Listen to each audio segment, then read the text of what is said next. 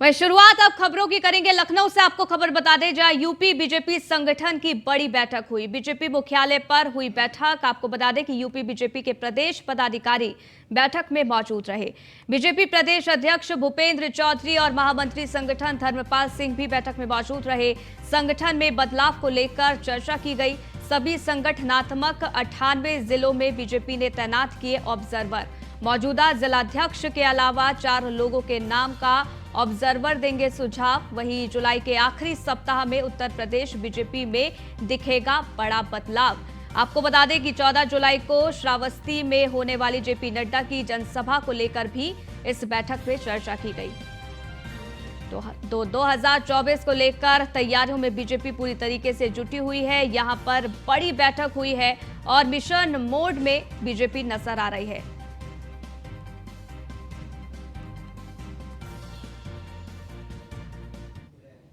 वहीं बैठक संपन्न होने के बाद न्यूज वन इंडिया ने जायजा लिया है।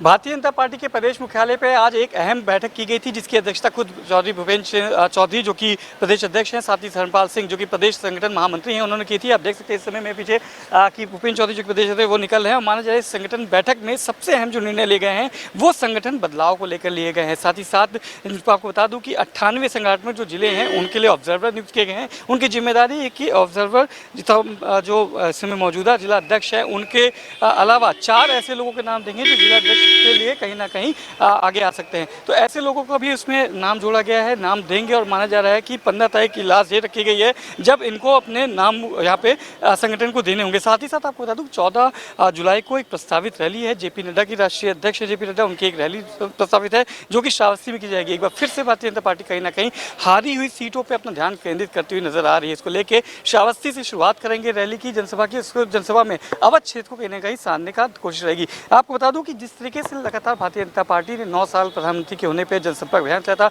उसको भी बढ़ाया गया है। उसको क्या रोड मैप होंगे, उसकी जो कार्यशैली थी उसको जो पूरा किया जाएगा, चाहे वो सांसद हो चाहे विधायक हो, उनको जो अपने कार्य में अपने क्षेत्र में जो कार्य करने थे उनको पूरा करके वो भी 15 तारीख तक खत्म करना है। तो माना जा रहा है कि जुलाई में जहां एक तरफ संगठनात्मक तौर पर बदलाव देखने मिल सकते हैं, वहीं अगस्त से एक बार फिर से उत्तर प्रदेश के दौरे पर रहेंगे तमाम बड़े नेता। उसमें प्रधानमंत्री मोदी, अमित शाह और जेपी नड्डा सहित के तमाम बड़े जो नेता हैं वो उत्तर प्रदेश के दौरे पर रहेंगे। और माना जा रहा है कि तब से आगाज होगा लोकसभा की 2024 मिशन 2024 के लिए, और सीट रहेंगी 80 में 80 का लक्ष्य के साथ। वहीं बैठक खत्म होने के बाद नोएडा के बीजेपी विधायक पंकज सिंह से न्यूज वन इंडिया ने खास बातचीत की है। इस दौरान पंकज सिंह ने क्या कुछ कहा है, सुनिए। पंकज सिंह जी हैं, नोएडा से विधायक हमारे साथ, और हम इनसे बात करेंगे। विधायक जी, आज तमाम विषयों पे आज बात हुई है, चर्चा हुई है। माना जा रहा है संगठन को लेकर जहां केंद्र नेतृत्व बदलाव रहा है, मिशन 2024 लक्ष्य 80 में 80 विधानसभा। बिल्कुल 24 और 80 में 80, 24 के लिहाज से 80 में 80, और अंततः तो देश का भला हो, देश मजबूत हो, सशक्त हो, समृद्ध हो। ये पार्टी के एक एक कार्यकर्ता के मन में यही संकल्प और आंखों में यही स्वप्न रहता है। सर, क्योंकि देखा जाता है कि 2024 को लेके तमाम संगठन में बदलाव होना है, मंत्रिमंडल भी विस्तार प्रस्तावित माना जा रहा था। इसको लेके क्या क्षेत्रीय अध्यक्षों का जो बदलाव होना है उसको उसके साथ और जो बदलाव होने हैं उनको लेके कभी कोई चर्चा की गई? नहीं, कोई ऐसी चर्चा ऐसे नहीं होती है। और देखिए, ये सब तो बदलाव संगठन में ये अनवरत यह प्रक्रिया है, होती ही रहती है। अब क्षेत्रीय स्तर पर क्षेत्रीय अध्यक्ष बने हैं तो उसमें कुछ आंशिक बदलाव के साथ काम करेंगे, लेकिन कोई भी हो कार्यकर्ता ही आएगा। और कार्यकर्ता, और सभी कार्यकर्ता, आज का भी हो, पहले का हो, आने वाले कार्यकर्ता हो, पदाधिकारी हों, वो सब मिलकर भारतीय जनता पार्टी को 80 में 80 सीटें मिले। नरेंद्र मोदी जी तीसरी बार देश का नेतृत्व एक बार फिर से करें, यही सबके मन में इच्छा है। आखिरी सवाल, क्योंकि देखा गया है कि जयंत चौधरी आजकल ट्वीट के माध्यम से कह रहे हैं बिरयानी और चावल की बात करते हैं, खीर पसंद करते हैं, क्योंकि आप भी पश्चिमी उत्तर प्रदेश से कहीं ना कहीं आते हैं, तो इसको लेके क्या कहना लगे? देखिए, मैं कह सकता हूं कि सपा के साथ जो गया उसको नुकसान ही होगा, और समाजवादी पार्टी का अस्तित्व और विश्वसनीयता 0 है, 0 है, और जो बची खुची है वो अभी समाप्त हो चुकी है। जयंत जी की मानना जाए कि आप लोग की तरफ से है, अगर आते हैं तो उनकी स्वागत होगा? नहीं, अब ये तो पार्टी नेतृत्व को तय करना है। सपा के बारे में मैं कह सकता हूं कि समाजवादी पार्टी का कहीं पर भी कोई स्थान अब उत्तर प्रदेश में बचा ही नहीं। पंकज सिंह जी जो विधायक थे, देखिए साफ तौर पे बदलाव को लेकर चर्चा निश्चित तौर से हुई है। संगठन के तौर पे एक अचूक बदलाव भी होगा, ये तय माना जा रहा है। समय, क्योंकि माना जा रहा है कि केंद्र में विस्तार होना है, मंत्रिमंडल में विस्तार होना है, उसको लेकर भी होगा। इस दौरान न्यूज वन इंडिया ने बीजेपी सांसद सुब्रत पाठक से भी खास बातचीत की है। अब वो आपको सुनवाते हैं। सांसद कन्नौज हैं, मौजूद हैं सुब्रत पाठक जी। सुब्रत जी, आज कौन से मूल मंत्र दिए गए हैं यहाँ पे इस बैठक में? नहीं, देखो, आप भाजपा का चरित्र जानते ही हैं। भाजपा तो समय समय पर अपना बैठक करती है, वो जो कार्यक्रम देती है, कार्यक्रमों की समीक्षा के लिए बैठक करती है। पाक्षिक बैठकें होती हैं, साप्ताहिक बैठकें होती हैं। एक बैठक थी जिसमें अभी तक जो महासंपर्क अभियान जो हमारा चल रहा था, तो उसमें जो कार्यक्रम हो गए हैं उनकी समीक्षा हुई है, जो होने हैं उन पर चर्चा हुई है। कुछ ऐसे सांसदों और विधायकों भी चर्चा की गई थी जो अपना कार्यक्रम, अपना टारगेट पूरा नहीं कर पाए थे, उनको लेकर डेट भी बढ़ाई गई है। नहीं, देखो, जहाँ के ऊपर टारगेट पूरा नहीं हुआ है तो वो कार्यक्रम तो चलते रहेंगे। कार्यक्रम को पूरा करना है, जो काम दिया है उसको काम को पूरा करना है। तो वो उसका एक नियत तिथि है, उन तिथियों तक जो हो जाएगा वो ठीक है। तो लोग यही निर्देश दिए गए। बदलाव को लेकर कोई चर्चा की गई, क्योंकि माना जा रहा है केंद्र में भी बदलाव होना है और साथ साथ प्रदेश में भी तमाम जगह बदलाव होने हैं। देखो, केंद्र में, प्रदेश में ये तो शीर्ष नेतृत्व तय करता है जो भी बदलाव होने हैं। तो वो आप नेतृत्व से चर्चा करें तो अच्छा रहेगा। एक आखिरी सवाल, क्योंकि अब एक अखिलेश यादव अपना ट्विटर दिखाते हैं कि एनडीए आता है, पीडीए उसको बाहर कर दे रहा है। देखो, अखिलेश जी सत्ता के लिए लालायित हैं, सभी लोग जानते हैं, और तरीके की बातें करते हैं। इनकी बातों पर लोगों ने ध्यान देना बंद कर दिया है, और ये कोई भी सुगुफा लेकर आएंगे चलने वाला नहीं है। देखो, देश की जनता जो है वो प्रधानमंत्री श्री नरेंद्र मोदी जी से जिस प्रकार से उस पर विश्वास उनको है, और विश्वास के कारण से जनता कहते हैं गठबंधन मोदी जी के लिए कर लिया। आपस में सभी जातियों का गठबंधन आज मोदी जी के लिए है। तो ये कुछ भी करेंगे तो इनके सफल होने वाले नहीं। यही मतलब है कि जयंत चौधरी भी अब आजकल बिरयानी और पुलाव छोड़ के खीर पसंद कर रहे हैं। नहीं, देखो, अब बात बिरयानी पुलाव की नहीं, बात देश की है। और तो आज जिस प्रकार से प्रधानमंत्री नरेंद्र मोदी जी ने जो ये 9 साल जो हैं देश में सेवा, सुशासन और खासकर गरीब कल्याण को लिए रहे हैं, आज तक ऐसा कभी काम ही नहीं हुआ। और इस देश में जब भी सरकारें नहीं, आपने पूर्व में देखा होगा कांग्रेस की सरकार में विशेषकर केवल लूट के सिवाय कुछ हुआ है क्या? तो आज पहली बार देश में खासकर गरीब कल्याण को लेकर और फिर देश में इंफ्रास्ट्रक्चर को लेकर, चाहे देश की आंतरिक सुरक्षा हो, बाहरी सुरक्षा हो, और हमारी सांस्कृतिक सुरक्षा भी, और प्लस जिस सांस्कृतिक आधार पर जिस भारत का निर्माण होना चाहिए था, उन सब चीज़ों को लेकर भी आज चाहे नई संसद हो, तो बहुत सी ऐसी चीज़ें हैं जो मोदी जी ने एक अच्छा काम किया है। और मैं समझता हूँ कि जनता मोदी जी के साथ होगी तो नेता कहाँ से बाहर जाएंगे? देखिए, जनता अगर नेताजी के साथ है तो अगर मोदी जी के साथ है तो नेता कहाँ बाहर जाएंगे। साफ संकेत है कि जयंत चौधरी का ट्वीट और भाजपा की रणनीति शायद एक दूसरे से काम आ सकती है, और शायद 2024 में एक बार आपको एक नया गठबंधन देखने को मिल सकता है। हालांकि पूरी तैयारी है और माना जा रहा है कि 2024 में 80 में से 80 का जो लक्ष्य उत्तर प्रदेश में लिया गया है उसको जीतने के लिए हर यथासंभव करती नजर आएगी प्रदेश की भाजपा। वीडियो जर्नलिस्ट विनीत के साथ Manish Mishra, news one India. Lucknow से खबर आपको बता दें, जहां सपा अध्यक्ष अखिलेश यादव ने ट्वीट किया है, बीजेपी टमाटर को Z+ सुरक्षा दे। ये अखिलेश यादव ने ट्वीट कर लिखा है, जो कि ट्वीट भी हम आपको लगातार दिखा रहे हैं। हालांकि इसके जरिए बीजेपी पर यहां पर तंज कसा गया है।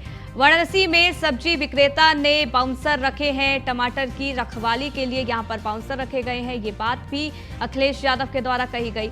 तो आपको बता दें कि महंगाई जिस तरीके से बढ़ रही है और टमाटर के दाम जिस तरीके से आसमान छू रहे हैं, उसको देखते हुए अखिलेश यादव ने ट्वीट किया है और बीजेपी पर तंज कसा है। यहां अखिलेश यादव ने कहा है कि बीजेपी टमाटर को Z+ सुरक्षा दे।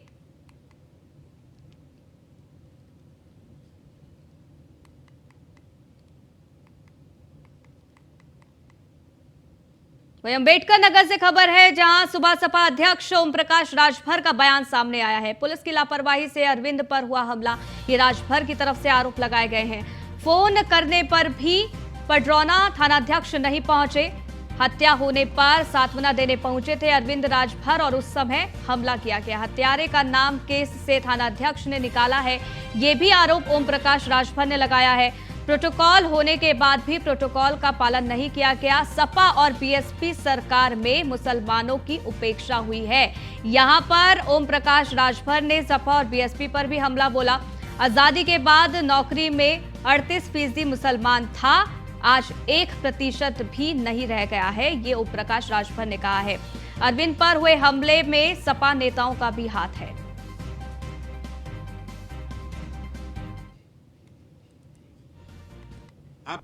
बार समाजवादी पार्टी की सरकार थी तो 4 बार के सरकार में बड़े पैमाने पर 18% वोट मुसलमान दिया।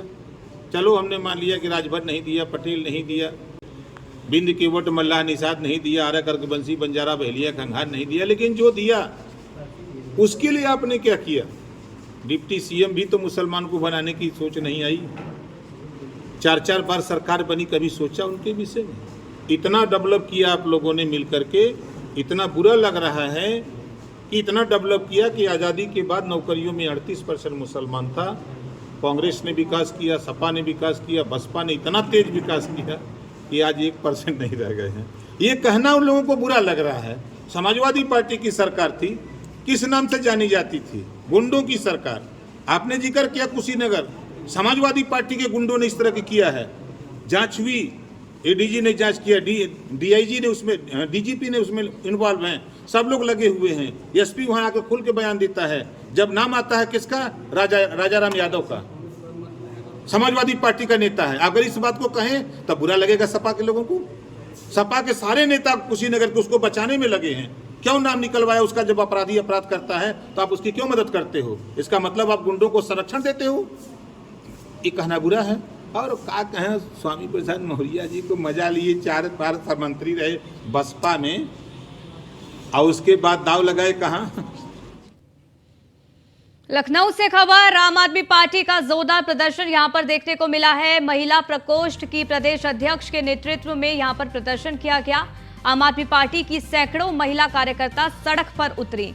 महंगाई को लेकर यहां पर प्रदर्शन किया गया है। गले में टमाटर, सब्जियों की माला पहनकर प्रदर्शन किया गया।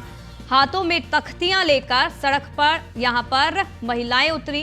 पुलिस और कार्यकर्ताओं के बीच जमकर यहां पर झड़प भी देखने को मिली। हालांकि महंगाई से जनता को राहत देने की यहां पर लगातार आम आदमी पार्टी के इन कार्यकर्ताओं के द्वारा मांग की जा रही है।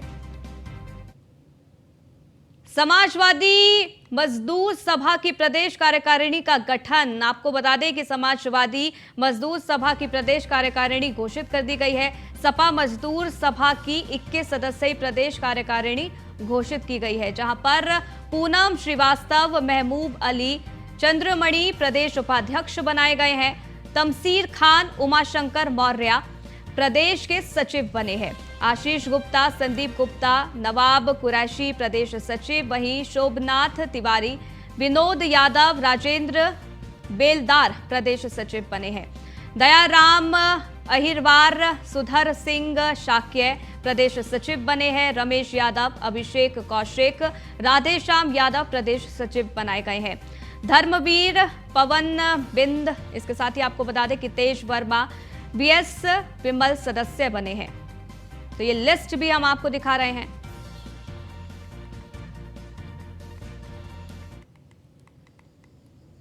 लखनऊ से खबर है, जहां भारी बारिश से धंस गया पूर्वांचल एक्सप्रेसवे। आपको बता दें कि मॉनसून आते ही पूर्वांचल एक्सप्रेसवे पर चलना खतरनाक साबित हो रहा है। राजधानी से 72 किलोमीटर दूर पूर्वांचल एक्सप्रेसवे धंस गया है। एक्सप्रेसवे का एक हिस्सा बंद है, निर्माण कार्य फिलहाल जारी है। ये तस्वीरें भी आपको लगातार पहुंचा रहे हैं। तो पूर्वांचल एक्सप्रेसवे धंसने का जिम्मेदार कौन है, अब ये बड़ा सवाल है। लंबे समय से यूपीडा के सीईओ का चार्ज देख रहे थे नरेंद्र भूषण।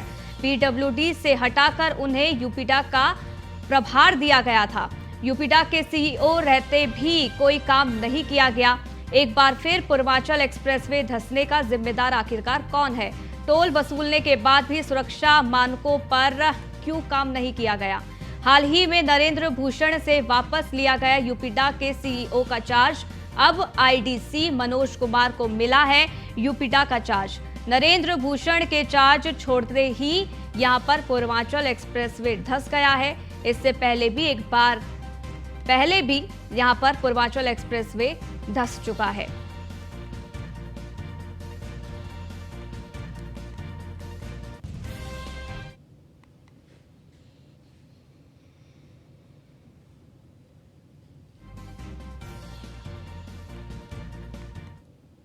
तो सहारनपुर से खबर है, जहां भारी बारिश ने 50 साल का रिकॉर्ड तोड़ दिया है। शहर से लेकर गांव तक पानी ही पानी नजर आ रहा है। 2 दिनों से लगातार बारिश हो रही है।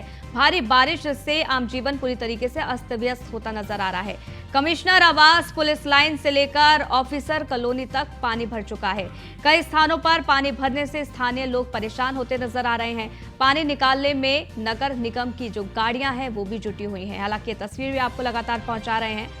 यहाँ पर बारिश का कहर देखने को मिल रहा है। जगह जगह जलभराव की स्थिति यहाँ पर बनी हुई है, जिसके चलते स्थानीय लोगों को खासा परेशानियों का सामना करना पड़ रहा है।